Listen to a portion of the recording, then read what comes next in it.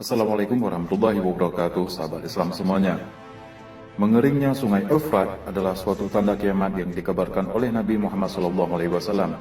Sebuah tanda nyata yang semakin hari semakin terbukti kebenarannya. Rasulullah SAW bersabda, hari kiamat tak akan terjadi sebelum sungai Efrat mengering dan menyingkapkan gunung emas yang mendorong manusia berperang. 99 dari 100 orang akan tewas dalam pertempuran. Dan setiap dari mereka berkata, mungkin aku satu-satunya yang akan tetap hidup. Hadis riwayat Bukhari. Kemungkinan yang dimaksud dengan gunung emas dalam hadis Rasulullah SAW adalah kiasan, bukan makna yang sebenarnya. Menurut Dr. Agus Hendratno, ahli geologi UGM, sungai Efrat memiliki batuan borumor krastasius yang berusia sangat tua, terdiri dari batuan sedimen tua, batuan gamping, dan batuan ultra basah yang justru dapat menghasilkan nikel, bukan emas. Jika gunung emas bermakna kiasan, lalu apakah itu? Sekitar 90% dari sumber air tahunan sungai Efrat berasal dari negara Turki, sedangkan sisanya berasal dari Suriah serta terdapat juga di Irak. Secara umum, debit sungai bervariasi dari tahun ke tahun dan juga dipengaruhi musim. Pada pertengahan Januari 1990, ketika fase pertama pembangunan bendungan selesai, Turki menahan seluruh aliran sungai Efrat selama sebulan untuk memulai pengisian waduk. Turki telah mengumumkannya kepada Suriah dan Irak pada bulan November 1989 mengenai pengisian waduk selama sebulan dengan menjelaskan hal-hal teknis serta memaparkan rincian program untuk mengganti aliran yang hilang. Suriah dan Irak dengan tegas tidak menyetujui hal ini. Saat itu, bendungan Ataturk telah memotong aliran dari sungai Efrat pada sekitar sepertiganya. Suriah dan Irak mengaku mengalami kekurangan air yang ekstrim akibat pengembangan proyek itu. Kedua negara menuduh bahwa Turki dengan sengaja menahan suplai air untuk negara-negara tetangganya tersebut, mengubah air menjadi senjata. De Chatel, Francesca dalam Turkish Water Project, Curse or Blessing. Surat kabar The New York Times telah menerbitkan sebuah laporan pada hari Selasa 12 Februari 2012 tentang penelitian yang dilakukan oleh NASA dan Universitas California. Kedua lembaga ini telah meneliti sistem sungai di Timur Tengah.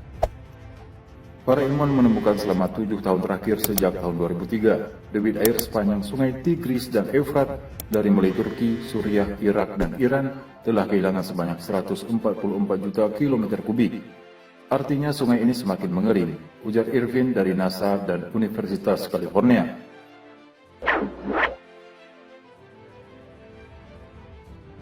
Mari abaikan perang di Suriah semata-mata sebagai perang untuk menggulingkan rezim Presiden Assad. Karena perang ini ternyata dipicu oleh faktor ekonomi, lebih tepatnya adalah karena migas.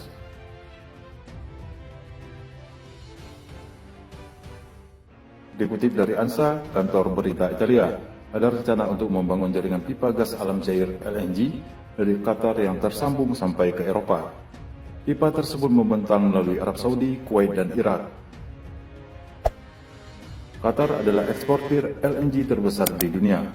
Pada 2018, ekspor LNG Qatar mencapai 104,8 miliar meter kubik.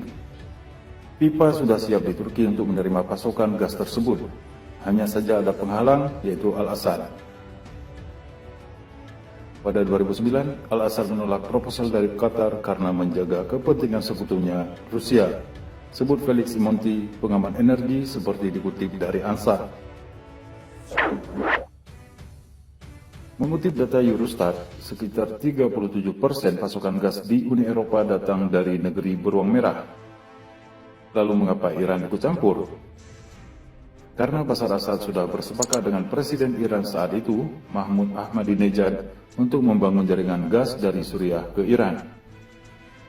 Qatar dan Turki yang sudah bersiap membangun jaringan gas tentu gigit jari. Setelah usai kisah Islamic State, kini Turki dan Suriah saling serang di Idlib. Serangan yang diinisiasi Turki ini membuat hubungan Turki yang sempat membaik dengan Rusia dan Iran kembali menjadi hambar. Rasulullah SAW bersabda, segera sungai Efrat akan memperlihatkan kekayaan gunung emas. Maka siapapun yang berada pada waktu itu tidak akan dapat mengambil apapun darinya. Hadis riwayat Bukhari. Wallahu a'lam bissawab.